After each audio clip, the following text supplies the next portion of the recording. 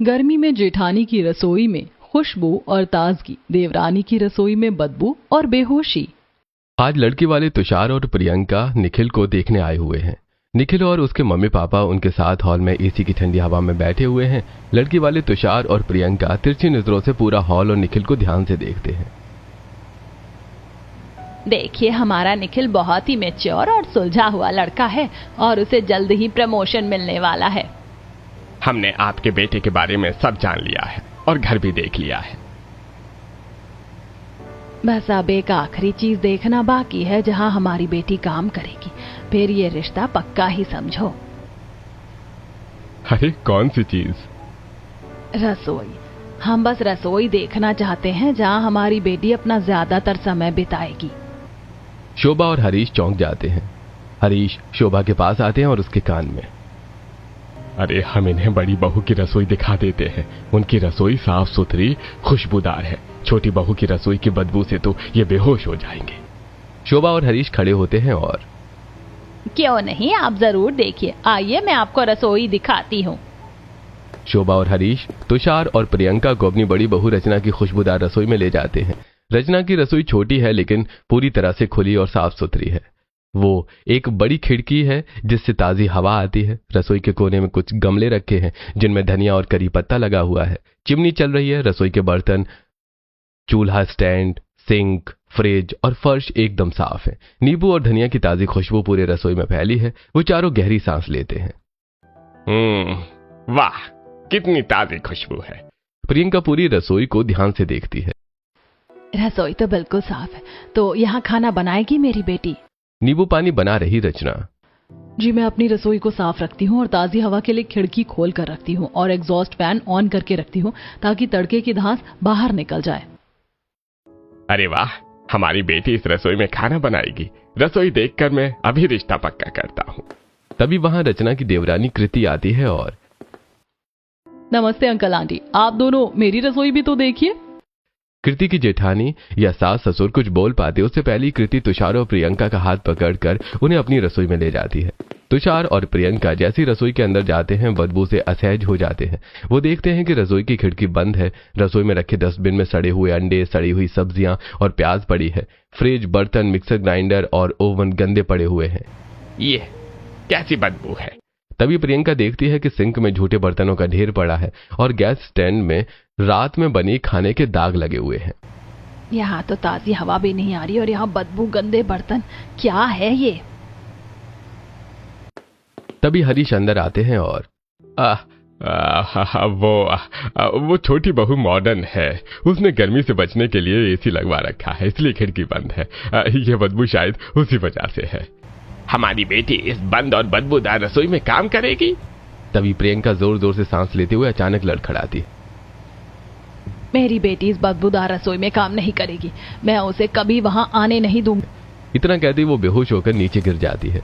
तुषार उसके पास बैठकर उसका सिर गोद में रखकर, प्रियंका, अरे क्या हुआ तुम्हें प्रियंका? तुषार और हरीश प्रियंका को उठाकर हॉल में रखे सोफे तक ले जाते हैं। शोभा प्रियंका के चेहरे पर पानी छिड़कती है। वहीं पास ही खड़ा निखिल प्रियंका को देखता है और एक और इंसान छोटी भाभी की रसोई की बदबू से बेहोश हो गया। अब मेरा रिश्ता कैंसिल ही समझो। अरे चुप हो जा निखिल। जैसे प्रियंका को होश आता है, हमें यह रिश्ता मंजूर नहीं है। तुषार और प्रियंका तेजी से बाहर निकल जाते हैं। अभी आपने दोनों जेठानी की रसोइयां देखी। जेठानी की रसोई खुशबू और ताजगी से भरपूर है और देवरानी की रसोई से इतनी बदबू आती है कि लोग बेहोश हो जाते हैं। उसी दिन रात को हॉल में रखे दो अलग अलग डाइनिंग टेबल्स पर एक पर रचना का बनाया खाना, राजमा चावल, रोटी और रायता रखा है और दूसरे पर कृति का बनाया पनीर दो प्याजा, लच्छा पराठा, जीरा राइस और दाल रखी है। शोभा, हरीश, विवेक, निखिल और नेहा सभी रचना के डाइनिंग टेबल पर बैठकर खाना खा रहे हैं। कृति और राहुल कृति के टेबल पर बैठे हैं। जब से हम अलग हुए हैं तब से देख रही हूँ कि इनमें से किसी ने भी कभी मेरी रसोई का बना खाना नहीं खाया। सब हमेशा जेठानी की रसोई का ही खाना खाते हैं। हाँ तो ये लोग ऐसा क्यों करते हैं? अरे बहू, जिस दिन तुम अपनी जेठानी की तरह रसोई को साफ सुथरी और खुशबूदार रखने लगोगी ना, उस दिन हम सभी तुम्हारे हाथ का खाना खाने लगेंगे। हाँ देवरानी जी, क्योंकि अलग सिर्फ रसोई हुई है, घर वाले नहीं। घर वाले जिसकी रसोई का चाहे उसकी रसोई का खाना खा सकते हैं। हाँ मैं ये बात जानती हूँ, लेकिन अपनी साफ सुथरी रसोई पर इतना इतराने की जरूरत नहीं है। मेरी रसोई भी साफ है और मेरी रसोई में तो एसी लगा है। गर्मी में मुझे गर्मी नहीं लगती। हाँ, इसीलिए तो तुम्हारी रसोई में बदबू रहती है। कभी अपनी जेठानी की रसोई में जाना, कितनी खुली हुई और खुशबूदार है। पूरे परिवार का खाना रुक जाता है। सभी चौंक कर राहुल को देखते हैं। क्या बोला आपने? कुछ नहीं। मैं तो बस इतना ही कह रहा था कि तुम्हारी रसोई में बना खाना कितना स्वादिष्ट होता है। कृति राहुल को घूर कर देखती है। कृति से नजर बचाते हुए राहुल खाना खाता है और बाकी के सभी लोग भी खाना खाने लगते हैं और खाना खाकर अपने अपने कमरे में चले जाते हैं। अगले दिन शाम को सोफे पर लेटी हुई कृति मैगजीन पलट रही है। तभी हाथ में झोला लिए उसकी जेठानी रचना वहां आती है और देवरानी जी, मैं सब्जियां लेने बाजार जा रही हूँ, तुम भी साथ चल रही हो क्या? अरे नहीं जेठानी जी, मैं अभी पिछले हफ्ते ही तो पूरे हफ्ते की सब्जियां लाई थी, फ्रिज में रखी होंगी, तुम जाकर ले आओ। देखो देवरानी, तुम पूरे हफ्ते की सब्जियां एक बार में ले आती हो और वो फ्रिज में पड़ी पड़ी सड़ती रहती हैं, उसी की बदबू रसोई में फैली रहती है। तो मैं क्या करूं? अब मैं इतनी गर्मी में सब्जी के लिए रोज बाजार थोड़ी ना भागूंगी। जिस दिन तुम मेरी तरह हर रोज ताजी सब्जियां लेकर बनाओगी ना, उस दिन तुम्हारी रसोई से भी खुशबू आएगी। जाओ जाओ, मुझे ज्यादा ज्ञान देने की जरूरत नहीं है। मैं तुम्हारी तरह फालतू नहीं हूँ कि हर रोज सब्जी मंडी के चक्कर लगाती रहूं। रचना गहरी सांस लेती है, सिर हिलाती है और बाजार की तरफ चली जाती है। कृति वापस मैगजीन देखने लगती है, लेकिन उसके दिमाग में अपनी जेठानी की कही बातें घूम रही थी। जेठानी जी सही तो कहती हैं, इतनी बदबू आती है मेरी रसोई से कि खुद मेरा ही मन नहीं करता वहां जाने का। चलो आज ही ताजी सब्जियां लेकर आती हूँ और देखती हूँ कि खुशबू आती है या नहीं। कृति उठती है और अपनी रसोई में जाकर एक झोला लाकर तुरंत सब्जी मंडी पहुंच जाती है और वहां सब्जी वाले भैया दीपेश के ठेले के पास खड़ी होकर, भैया धनिया ताजा देना और लौकी कद्दू भी बिल्कुल ताजे देना, मैं इन्हें फ्रिज में नहीं रखूंगी, आज ही बनाऊंगी। अरे भाई चिंता मत करो भाभी जी, मेरे पास सब कुछ ताजा मिलता है। जिस समय कृति सब्जियां खरीद रही थी उसी समय तक उसकी जेठानी सब्जी खरीदकर घर वापस पहुंच चुकी थी और सब्जियां फ्रिज में रखकर खिड़की के पास और रसोई के कोने में रखे गमलों में लगी धनिया, मिर्ची, सौंफ और टमाटर के पौधों में पानी डालने लगती है। तभी उसकी सास शोभा वहां आती है और, अरे वाह बहू, आज तुम गमलों को पानी दे रही हो? हाँ मम्मी जी, ये सूख गए थे। हाँ बहू, तुम अपने गमलों का ऐसे ही ख्याल रखना, इन्हीं की वजह से तुम्हारी रसोई में इतनी खुशबू आती है। जिस समय रचना गमलों में पानी डाल रही थी उस समय उसकी देवरानी सब्जी मंडी से वापस आकर अपनी रसोई में पहुंचकर जैसे ही सब्जियां रखने के लिए फ्रिज खोलती है, उसके अंदर सड़े हुए टमाटर, धनिया, करेले, भिंडी और अंडे देखकर नाक सिकोड़ती है। अरे ये सब तो खराब हो गए, इनका मैं क्या करूं?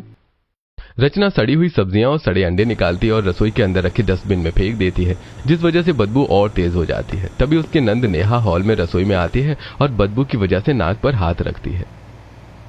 अरे भाभी, कैसी बदबू आ रही है और ये सड़ी हुई सब्जियां और अंडे रसोई के कूड़ेदान में क्यों फेंक रही हो? इसे बाहर कचरे वाली गाड़ी में फेंको ना। अरे नंद जी, मैं कल जाकर फेंक दूंगी। भाभी जी, आप इतना आलस करती हो इसीलिए तो आपकी रसोई से इतनी बदबू आती है। ज्यादा ज्ञान मत दो मुझे। तुम्हें खुशबू चाहिए तो अपनी बड़ी भाभी की रसोई में जाओ, वहाँ तुम्हें खुशबू मिलेगी। हाँ जा रही हूँ, और वैसे भी अगर मैं कुछ देर और यहाँ रुकी तो इस बदबू से बेहोश हो जाऊंगी। नेहा जैसी पलटती है उसे चक्कर आता है और वो लड़खड़ाती और धड़ाम की आवाज के साथ जमीन पर गिरकर बेहोश हो जाती है। धड़ाम की आवाज सुनकर शोभा और रचना भागती हुई वहां आती है। शोभा नेहा के पास बैठकर उसका सिर अपनी गोद में रखती है और, क्या हुआ नेहा तुम्हें? पता नहीं मम्मी जी, ननद जी आई और अचानक बेहोश हो गई। तभी शोभा को तेज बदबू आती है और वो अपने हाथ से नाक बंद करते हुए, ये सब तुम्हारी रसोई की बदबू की वजह से है। बहू, तुम ध्यान क्यों नहीं रखती? शोभा और रचना नेहा को उठाते हैं और उसे रसोई से बाहर हॉल में ले जाते हैं। कृति देखती है कि उसकी रसोई से आ रही बदबू से लोग बेहोश हो जाते हैं, लेकिन तब भी वो रसोई साफ करने की कोशिश नहीं करती, या शायद करती है लेकिन साफ होती नहीं है। पूरा परिवार हॉल में बैठा था। उसी संडे की सुबह पूरा परिवार हॉल में बैठा था। तभी अपनी रसोई से कृति चाय और पकौड़े लाकर सबको देते हुए, ये लो, सब लोग नाश्ता कर लो। लेकिन राहुल प्लेट्स लेने में झिझकता है। अरे बेटा, तुम डर क्यों रहे हो? तुम्हारी पत्नी ही तो नाश्ता बनाकर लाई है। आप ऐसे क्यों बोल रही हैं? आपके कहने का मतलब है कि आपका बेटा मुझसे डरता है? अरे नहीं, मैं डरता नहीं हूँ। मैं तो बस ये सोचकर कतरा रहा था कि पहले मम्मी पापा नाश्ता ले लें तो फिर बेहतर होगा। तभी वहां अपनी रसोई से रचना गर्मा गर्म सैंडविच और कॉफी लेकर आती है। हम तो बस बड़ी बहू की रसोई का बना ही खाएंगे और पिएंगे। सब लोग नाश्ता कर लो, फिर पूरे घर की साफ सफाई करनी है, खासकर रसोई की। राहुल और कृति के अलावा वो सभी सैंडविच और कॉफी लेते हैं। अरे रचना, आज रविवार है, आज तो आराम करने दो। नहीं, पहले साफ सफाई बाद में आराम। चलो जल्दी से, सब लोग तैयार हो जाओ। नाश्ता करने के बाद विवेक रचना के साथ उसकी रसोई साफ करने लगता है। उसके सास ससुर अपना कमरा साफ करने चले जाते हैं, लेकिन राहुल और कृति हॉल में ही बैठे रहते हैं। दोपहर तक रचना और विवेक फ्रिज, रसोई के बर्तन, रसोई के फर्श, चूल्हा स्टैंड, सिंक, खिड़की और गमले सब चमका देते हैं। निखिल और नेहा भी कुछ हद तक हॉल और छत साफ कर देते हैं। ये बड़ी भाभी भी ना हमसे संडे को ही काम करवाती हैं। हाँ भैया, हम कुछ कर भी नहीं सकते। तभी कृति वहां से उठकर अपनी रसोई में जाती है और जैसी फ्रिज खोलती है वहां उसकी जेठानी पहुंच जाती है और बदबू से परेशान होकर अपनी साड़ी से नाक ढक लेती है। देवरानी जी, एक काम करो, आज अपनी रसोई में खाना मत बनाओ, मेरी रसोई में खाना बना लेना। ऐसा क्यों? आज तुम्हारी रसोई की साफ सफाई करते, बहुत बदबू आ रही है। क्यों, मेरी रसोई में गंदगी कहाँ दिख रही है आपको? अगर आपको इतना ही साफ सफाई का शौक है तो अपनी रसोई की सफाई करो। तभी वहां पसीना पोंछती हुई शोभा आती है। अरे छोटी बहू, तुम्हारी जेठानी ने पहले ही अपनी रसोई साफ कर ली है। अभी दिवाली में ही तो साफ की थी और साफ करने की जरूरत ही क्या है। तभी कृति रैक से महंगे डिशवॉश बार निकालती है और उन दोनों को दिखाती है। और हाँ, मैं अपनी रसोई इस महंगी डिशवॉश बार से साफ करती हूँ, और बर्तन भी। तभी वहां राहुल भी आता है। कर लो ना कृति, तुम्हारे घर वाले तुम्हारी मदद करवा रहे हैं। कृति राहुल को घूर कर देखती है और राहुल चुपचाप वहां से चला जाता है। अब आप सब भी जाओ यहाँ से। शोभा और रचना जैसे ही रसोई से निकलकर हॉल में पहुंचती हैं, नेहा को हॉल का दरवाजा बंद करते बाहर जाते हुए देखती है। नेहा ऑटो में बैठकर एक रेस्टोरेंट में पहुंचती है, जहां पहले से ही उसका बॉयफ्रेंड शुभम उसका इंतजार कर रहा था। वो दोनों रेस्टोरेंट के कोने वाली टेबल पर बैठते हैं। देखो, तुम्हारे कहने पर मैंने घर वालों से बात कर ली, वो तुम्हारे घर रिश्ता लेकर आना चाहते हैं। तुम बताओ मैं उन्हें कब भेज दूं? अरे, अभी थोड़ा और इंतजार करना पड़ेगा। शुभम नेहा का हाथ पकड़ता है और क्यों? मैं क्या ही बताऊं क्यों। अगर घर वाले मेरे घर आए और गलती से वो मेरी छोटी भाभी की रसोई में चले गए तो वो उसकी बदबू से बेहोश हो जाएंगे और फिर हमारा रिश्ता कभी नहीं हो पाएगा, क्योंकि वो समझेंगे कि जिस घर की रसोई इतनी गंदी है उस घर की बेटी वैसी ही होगी, मतलब साफ सफाई पसंद नहीं होगी उसे। और मैं नहीं चाहती कि ऐसा हो। जब तक छोटी भाभी नहीं सुधर जाती तब तक मैं तुम्हारे मम्मी पापा को अपने घर कैसे बुला लूं? क्या हुआ, कहाँ खो गई? नेहा, जो भी करना है जल्दी करो। अगर मेरे माँ बाप का मन पलट गया ना तो फिर हमारी शादी कभी नहीं हो पाएगी। तुम चिंता मत करो, मैं जल्दी अपने घर वालों से बात करूंगी, क्योंकि मैंने अभी उनसे बात नहीं की है। जब वो हाँ बोलेंगे तो मैं बुलाऊंगी। ठीक है। शुभम के साथ कॉफी पीकर नेहा घर वापस आ जाती है और सीधा अपने कमरे में जाती है। हॉल में बैठी रचना उसे देखती है और नाना जी कुछ परेशान लग रही हैं, जाके बात करनी होगी। रचना उठकर नेहा के कमरे में जाती है और देखती है नेहा बिस्तर पर लेटी रो रही है। रचना उसके पास बैठती है और क्या हुआ नाना जी? भाभी जी, आपकी रसोई कितनी साफ है, हमेशा खुशबू आती है, लेकिन छोटी भाभी की रसोई हमेशा बदबूदार रहती है। हाँ, बदबू रहती तो है, लेकिन वो ये बात माने तब ना। बस उनकी वजह से मैं परेशान हूँ। मैं एक लड़के से प्यार करती हूँ, उसने अपने घर वालों से बात कर ली है और वो अपने मम्मी पापा को यहाँ भेजना चाहता है। लेकिन क्या? तो तुम चाहती हो मैं मम्मी पापा से बात करूं? नहीं, वो तो मैं खुद कर सकती हूँ, लेकिन अगर वो यहाँ आए और गलती से छोटी भाभी की रसोई में चले गए तो रिश्ता बनने से पहले टूट जाएगा। हॉल में बैठी कृति भी नेहा को देखती है और वो भी अपनी जेठानी के पीछे पीछे नेहा के कमरे तक पहुंच जाती है, लेकिन वो दरवाजे पर खड़ी होकर उन दोनों की बातें सुनने लगती है। ननद जी ये सोचती है मेरी रसोई के बारे में? ये मेरी सोच नहीं है, हकीकत है। अगर गलती से वो लोग आपकी रसोई में चले गए और बेहोश हो गए तो फिर तो रिश्ता कैंसिल ही समझो, क्योंकि कौन ऐसे घर की लड़की को अपनी बहू बनाना चाहेगा जहाँ की रसोई बदबूदार हो। मैं अभी अपने मम्मी पापा से बताती हूँ कि मेरे ससुराल वाले, मेरी जेठानी और मेरी ननद मेरे बारे में क्या बात करते हैं। कृति वहां से अपने कमरे में चली जाती है और बेड पर बैठे राहुल के बगल बैठकर अपनी माँ को फोन करती है। मम्मी, शादी के तुरंत बाद मुझे अलग कर दिया गया और अब देखो ये लोग मेरे साथ कैसा भेदभाव कर रहे हैं। रोते हुए कृति अपनी माँ से ससुराल वालों की शिकायत करती है। ये लोग मेरी रसोई को गंदा और बदबूदार बोलते हैं, खासकर जेठानी। वो पूरे परिवार को मेरे खाने के खिलाफ भड़का रही है, जबकि मैं महंगे महंगे मसाले इस्तेमाल करती हूँ। बस अब एक शब्द मत बोलना, मैं और तुम्हारे पापा तुरंत आ रहे हैं। कृति फोन डिस्कनेक्ट कर देती है और लगभग 2 घंटे बाद उसके मम्मी पापा लखन और विमला गुस्से से भरे हुए हॉल में पहुंचते हैं, जहां पहले से ही कृति अपने पति और पूरे परिवार के साथ हॉल में बैठी हुई थी। कौन है जो मेरी बेटी की रसोई को गंदा और बदबूदार बोलता है? समधन जी शांत हो जाइए, बैठिए पहले और बताइए हुआ क्या है। अरे भाई कैसी शांति? अरे जब तक आप लोग मेरी बेटी पर उंगली उठाना बंद नहीं करेंगे हमें शांति नहीं मिलेगी। अरे मम्मी जी, पापा जी, आपकी बेटी को गलत किसी ने नहीं बोला। आप खुद चलकर देखिए और खुद महसूस कीजिए कि रसोई कितनी बदबूदार है। अगर आप बेहोश ना हो जाओ तो कहना। हाँ चलो, लेकिन पहले अपनी रसोई दिखाओ। विमला उन दोनों को अपनी रसोई में ले जाती है। उसके पीछे पीछे कृति और पूरा परिवार भी रचना की रसोई में पहुंचता है। रसोई का माहौल और ताज़ी खुशबू से कृति के मम्मी पापा का गुस्सा शांत हो जाता है। देखिए मेरी रसोई। लखन और विमला चारों ओर देखते हैं। देखा मम्मी पापा, पूरा जंगल बना रखा है रसोई को। कितनी बदबू आ रही है यहाँ से।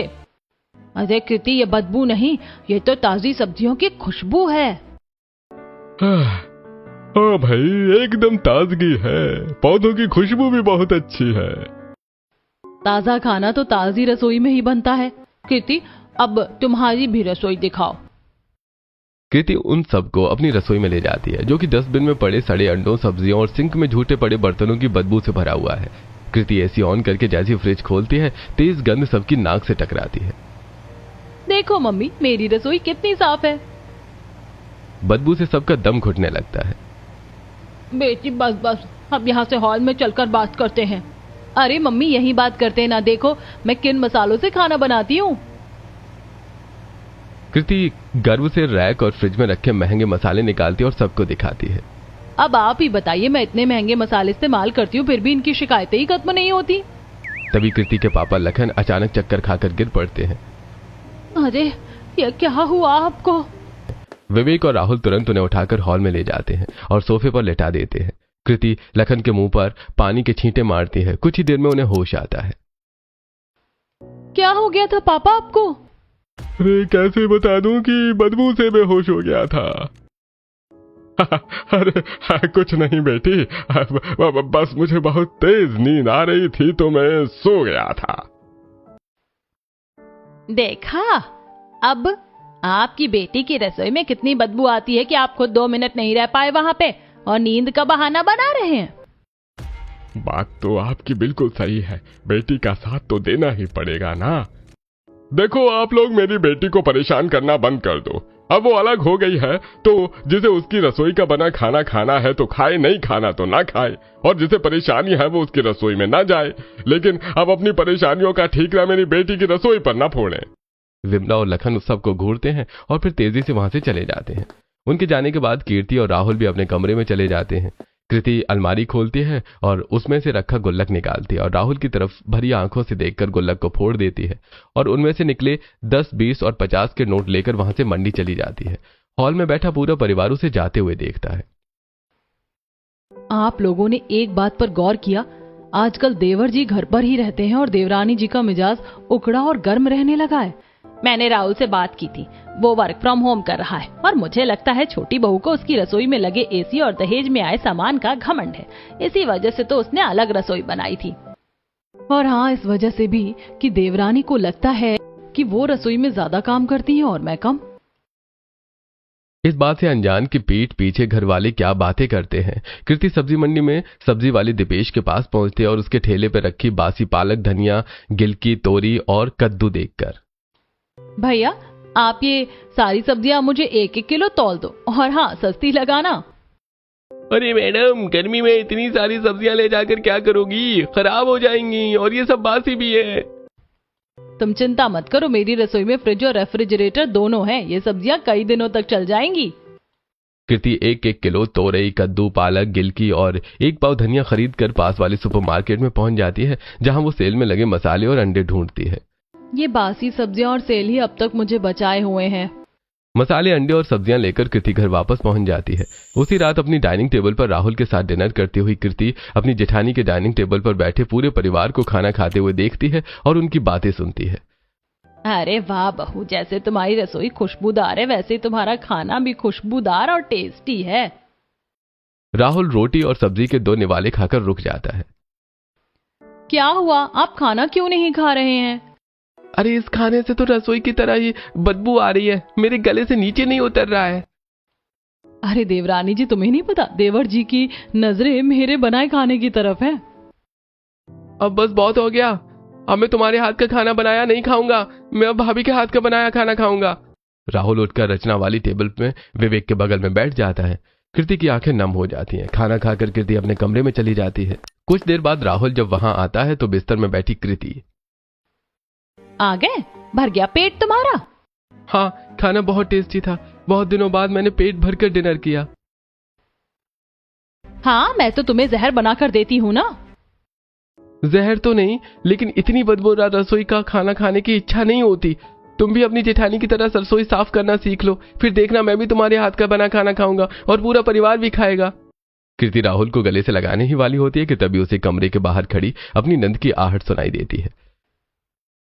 नहीं, मेरी रसोई में कोई कमी नहीं है, कमी तुम्हारी नजरों में और तुम्हारी नाक में है। तुम्हें जहाँ खाना है वहाँ खाओ, कम से कम इसी बहाने तो मैं खाना बनाने से बची रहूंगी। कम खाना बनाना पड़ेगा और जेठानी को शौक है ना सबको खाना बनाकर खिलाने का, तो अब वो ही सबको खाना बनाकर खिलाएं। राहुल कृति की नम आंखें देखता है और फिर बेड पर लेट जाता है। कोई तो बात है जो ये दोनों पूरे परिवार से छुपा रहे हैं।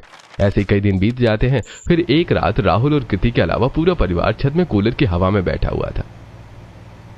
अच्छा हुआ तुम अपनी देवरानी की तरह नहीं हो, नहीं तो हम भूखे मर जाते। आपको तो पता ही है कि मुझे रसोई कितनी साफ सुथरी पसंद है। रसोई में अगर एक धब्बा भी दिख जाता है तो मुझे रातों में नींद नहीं आती, मेरा दिल बेचैन उठता है। हाँ, काश तुम्हारी देवरानी भी तुम्हारी जैसी ही होती, तो एक घर में 2 रसोई नहीं होती। छोटी भाभी की बदबूदार बेहोश कर देने वाली रसोई की वजह से मेरी शादी नहीं हो पा रही है। लड़की वाली रसोई देखकर रिश्ते से मना कर देते हैं। हाँ, उनकी वजह से मेरी शादी में भी रुकावट है। अरे तेरी शादी में कैसे रुकावट आ गई? अभी तो तेरे लिए लड़का देखा ही नहीं। अरे मम्मी जी, वो क्या है ना कि नंद जी एक लड़के से प्यार करती हैं और वो भी इनसे प्यार करता है और शादी करना चाहता है, और उसके मम्मी पापा भी रिश्ते के लिए मान गए। वो ननद जी को देखने के लिए आना चाहते हैं। अरे छोटी बहू से तो पूरा घर परेशान है। अब उसे कैसे समझाया जाए, कैसे उसकी अकल ठिकाने लगाई जाए, कैसे उसे साफ सफाई का महत्व समझाया जाए। इसका मतलब आप रिश्ते के लिए तैयार हैं? हाँ, क्योंकि मुझे पहले से ही तुम्हारे बारे में पता था बेटी। मैं तुम्हारा बाप हूँ, इस घर में क्या हो रहा है सब नजर रहती है। कहीं दूर छत के दरवाजे के पास खड़ी कृति हरीश की बातें सुनती है और आपकी सब पर नजर नहीं रहती पापा जी। कृति वहां से अपने कमरे में चली जाती है। कुछ देर बाद वो सब भी अपने अपने कमरे में चले जाते हैं और अगली सुबह जब रचना अपनी रसोई में ऑमलेट बना रही थी तभी वहां नेहा पहुंचती है और भाभी, मुझे भी रसोई साफ सुथरा रखना सिखा दो, मैं भी शादी के बाद ऐसे ही रखूंगी। बस तुम्हें एक बात ध्यान रखनी है कि रसोई में छोटा सा भी धब्बा दिखे तो उसे तुरंत साफ करना है, और रसोई में बासी सड़ी हुई सब्जियां और खराब अंडे तो होने ही नहीं चाहिए, और डस्टबिन तो बिल्कुल भी नहीं। ठीक है भाभी, मैं इन बातों का ध्यान रखूंगी। जिस समय रचना अपनी नंद को रसोई साफ रखने के तरीके बता रही थी उसी समय उसकी पड़ोसन दिया और शुभी अपने अपने घर की बालकनी में खड़ी होकर ये बदबू तो हद से ज्यादा हो गई है। हाँ, इतनी बदबू आ रही है कि मेरा दम घुट रहा है। अगर ऐसा ही रहा तो हमें मोहल्ला खाली करके जाना पड़ेगा। वो दोनों आपस में बातें करती हुई अपने अपने घर के अंदर चली जाती हैं। ऐसे कई दिन बीत जाते हैं। फिर एक दोपहर डाइनिंग हॉल में बैठा पूरा परिवार रचना का बनाया हुआ दाल चावल और सब्जी रोटी खा रहा था। वाह रचना, तुम्हारे हाथ के दाल चावल का स्वाद ही कुछ और है। एकदम ताजी सब्जियों और शुद्ध घी की महक से तो भूख और बढ़ जाती है। सच कह रहे हो, भले ही हमारी बड़ी बहू गर्मी में दाल चावल खिलाती है, लेकिन वो बनाती तो साफ रसोई में है, खुशबूदार रसोई में। कृति तभी अपनी रसोई से आलू पालक की सब्जी और पराठे लिए वहां आती है। अरे आप लोग अभी भी दाल चावल खा रहे हैं? देखिए मैंने आज स्पेशल खाना बनाया है, चक्कर बताइए तो कैसा बना है। कृति सब्जी और पराठे के प्लेट ले जाकर सब लोगों के सामने रख देती है। सब लोग प्लेट में से एक छोटा सा टुकड़ा पराठे का लेते हैं, लेकिन सबके हाथ कांप रहे होते हैं। क्या हुआ, आप इतना छोटा बाइट क्यों ले रहे हैं? बड़ा बाइट लीजिए। हम जानते हैं कि खाना किस रसोई में बना है, इसलिए हमारी इच्छा नहीं हो रही खाने की। हाँ बहू, यही बात है। आप लोग सिर्फ मेरी जेठानी के हाथ का बना खाना खाने लायक हो, जो सिर्फ दाल चावल बनाकर आप लोगों को खिलाती है।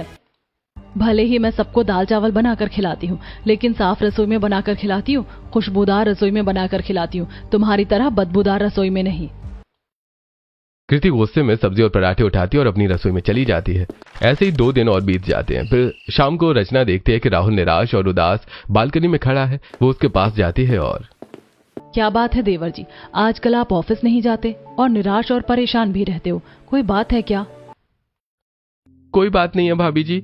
निराश राहुल वहां से अपने कमरे में चला जाता है। रचना कुछ सोच पाती उससे पहले उसका पति विवेक उसके पास आता है और रचना, आज मेरे बॉस डिनर पर आने वाले हैं, तो तुम आज कुछ स्पेशल ही बनाना। आप चिंता मत करो, आज रात का डिनर आपके बॉस जिंदगी भर नहीं भूल पाएंगे। रचना फटाफट रसोई में जाती है और फ्रिज से मशरूम निकालकर गमले में लगे धनिया, मिर्च और टमाटर तोड़कर फटाफट मशरूम बिरयानी बनाकर दाल मखनी और बटर मसाला पनीर बनाकर ताजी धनिया से गार्निश करती है और तंदूरी रोटी बनाकर डाइनिंग हॉल में ले जाकर टेबल पर सारा खाना सजा देती है। कुछ ही देर में विवेक का बॉस सुभाष आता है और राहुल, विवेक, रचना, शोभा, हरीश और नेहा के साथ बैठकर पहला बाइट लेता है। अरे वाह विवेक, तुम मुझे इतने दिनों से इतना टेस्टी और इतना खूबसूरत खाना खाने से रोक रहे थे, हाँ? यह खाना वाकई लाजवाब है। शुक्रिया सर। मैं तुम्हें बताता हूँ, चलो ऑफिस, तुम्हारी क्लास लगाता हूँ। सब लोग हंसते हुए खाना खाते हैं। सुभाष खाना खत्म करता है और किसी से कुछ कहे बिना ही कृति की रसोई के सिंक की तरफ हाथ धोने के लिए बढ़ता है। अरे विवेक, तुम्हारे बॉस कहाँ जा रहे हैं? सर वहां नहीं। सुभाष उसकी बात अनसुनी करके सीधे कृति की रसोई के पास पहुंचता है। जैसे ही वो रसोई के दरवाजे के पास पहुंचता है, उसे तेज बदबू आती है। ये कैसी बदबू है? ये बदबू इतनी तेज होती है कि सुभाष एकदम से बेहोश होकर जमीन पर गिर पड़ता है। विवेक दौड़कर उसके पास जाता है और हो गया कल्याण, हो गया मेरा डिमोशन। विवेक और राहुल उसे उठाकर हॉल में लेटा देते हैं। होश में आते ही सुभाष गुस्से से विवेक को देखता है और वहां से उठकर चला जाता है। गुस्से में विवेक कृति के कमरे में जाता और अलमारी खोलकर खड़ी कृति से, देखो कृति, तुम्हारी रसोई की बदबू की वजह से आज मेरा बॉस बेहोश हो गया और अब वो मुझे डिमोट कर देगा। अब तो समझो, अब तो रसोई को साफ सुथरा करो, नहीं तो देख लेना मुझसे बुरा कोई नहीं होगा। देखो जेठ जी, मेरी रसोई के बारे में कुछ भी कहा तो मुझसे बुरा कोई नहीं होगा, और तुम्हारा बॉस बेहोश हो गया तो इसमें मेरी क्या गलती है? आपको ध्यान रखना था ना कि वो मेरी रसोई से दूर रहे। विवेक कृति से बहस नहीं करना चाहता था, इसलिए वो चुपचाप अपने कमरे में चला जाता है। अगले ही दिन घर के बाहर सब्जी वाले से सब्जी खरीद रही रचना से दिया और शुभी बदबू की शिकायत करती हैं और ये बात वो हॉल में बैठे अपने सास ससुर से बताती है। देखो जी, छोटी बहू की बदबूदार रसोई से पूरा घर परेशान तो है ही, अब मोहल्ले वाले भी शिकायत कर रहे हैं। अरे बस बहुत हो गया, अगर वो नहीं सुधरी तो हम उसे इस घर से बाहर निकाल देंगे। तभी वहां नेहा आती है और हाँ, अब हम उन्हें और नहीं झेल सकते। कृति अपनी रसोई से सबकी बातें सुनती है। फिर वो अपने कमरे में जाकर फाइल देख रहे राहुल से बताती है, अब वो हमें अलग कर देंगे। मेरी वजह से तुम्हें भी सभी घर वालों की खरी खोटी सुनना पड़ रही है। राहुल कृति को गले से लगा लेता है। कुछ देर बाद रोती हुई कृति अपनी रसोई में पहुंच जाती है। अपनी रसोई को साफ कर ही रही रचना कृति की सिसकियां सुनकर तुरंत उसके पास पहुंचती है। क्या हो गया देवरानी, रो क्यों रही हो? कई दिनों से अपने दिल में तूफान संभाली हुई कृति अब बिखर जाती है और मेरे सास ससुर मुझे घर से बाहर निकालने की बात कर रहे हैं बिना सच्चाई जाने। कैसी सच्चाई? असल में आपके देवर की नौकरी जा चुकी है और मैंने ये बात पूरे घर वालों से छुपा कर रखा। इसी वजह से मैं सस्ती सब्जियां, दिखावे के महंगे मसाले यूज कर रही थी जो कि सेल वाले थे और एक्सपायर होने वाले थे, जिसकी वजह से खाने में भी और रसोई में बदबू फैली। सड़ जाने पर मैं फेंकती नहीं थी या फेंक नहीं पाती थी, क्योंकि मैं समझ नहीं पाती थी कि मुझे करना क्या है। कृति की बात सुनकर रचना की आंखें नम हो जाती हैं और वो उसे गले से लगा लेती है। इतनी बड़ी समस्या आ गई और तुमने मुझे बताया नहीं? किस मुंह से बताती जेठानी जी? मैं ही तो आप सबसे अलग हुई थी और अलग रसोई की मांग की थी। रचना कृति के आंसू पोंछती है और बंटवारा रसोई का हुआ था, रिश्तों का नहीं है। खैर कोई बात नहीं, अब तुमने बता दिया है तो अब इस मुसीबत का सामना मिलकर करेंगे। उसी शाम जब विवेक ऑफिस से घर आता है तो विवेक को लेकर रचना सीधा कृति और राहुल के पास उनके कमरे में जाती है और विवेक से पूरी सच्चाई बताने के बाद, देवर जी को नौकरी की सख्त जरूरत है, आप अपने बॉस से बात करके उन्हें नौकरी दिलवा दीजिए ना। भाई इतनी बड़ी प्रॉब्लम आ गई, तूने मुझे बताया नहीं। बचपन में साथ रहे, हर मुसीबत का सामना किया, अब अलग हो गई तो इसका मतलब ये थोड़ी है कि तू अपनी परेशानी का सामना अकेले करेगा। राहुल और विवेक गले मिलते हैं। वैसे तो मेरा डिमोशन हो चुका है, फिर भी बॉस से तुम्हारे बारे में बात करूंगा। वो दिल के बहुत अच्छे हैं, मैं तुम्हें नौकरी जरूर देंगे। विवेक अपने बॉस से बात करके राहुल को नौकरी लगवा देता है और सभी घर वालों को भी कृति की बदबूदार और बेहोशी वाली रसोई का कारण पता चल जाता है। उस दिन के बाद 2 रसोइयां एक हो जाती हैं और दोनों देवरानी जेठानी खुशबूदार रसोई की सफाई करते हुए। अब से मैं आपकी तरह रसोई को साफ रखूंगी और मुझसे नहीं हो पाया तो आपकी मदद लूंगी। घर में रसोइयां भले ही 2 की बजाय 4 हों, लेकिन किसी एक पर मुसीबत आने पर पूरे घर को एक हो जाना चाहिए।